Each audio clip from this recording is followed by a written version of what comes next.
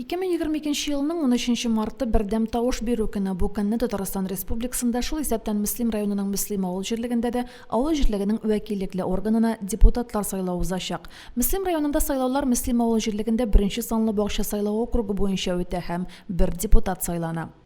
Шушы участок буенча безнең 1 елдан артык бу округ буш тора иде. Шуның өчен инде безгә бу округ буенча алдан сайларга мөмкинлек бирделәр. Шуңа да инде мартка планлаштырылды бу.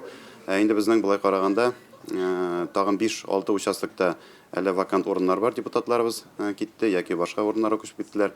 Бердәм Россия партиясы депутатлыкка кандидатлар өчен алдан тавыш бирү праймериз үткәрүне практикага кертте. 5 январь көнне Мөслим авыл җирлегендә алдан тавыш бирүдә катнашучы сайлаучылар белән кандидатларның очрашуы үтте. Очрашуда Бердәм Россия партиясының 20 члены катнашты. Без Мөслим районының Мөслим авыл җирлегенең бакча бер мандатты сайлау округында узачак сайлауларга кандидатларны тәкъдим иттек.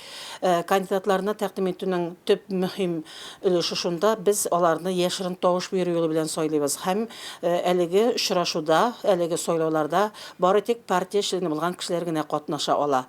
Бердәм Россия сәяси партиясының Мөслим җирле бүлеге башкаручы секретаре Фарида Гайнетдинова очрашуның максаты һәм тәртибе белән таныштырды. Мөслим районында алдан тавыш бирүне оештыру һәм үткәрү буенча оештыру комитеты рәисе Азат Әхмәтҗанов кандидатлар турында сөйләде. Кандидатлар 2 өйдә тавыш бирү яшерен формада барды. 20 сайлаучыдан 18-е Хуҗин Альберт Роберт улы өчен тавыш бирде. Монда очрашулар республиканың берничә муниципаль берәмлегендә узды. Римма Авзалова, Динар Минхаҗев, Мөслим телевидениесе.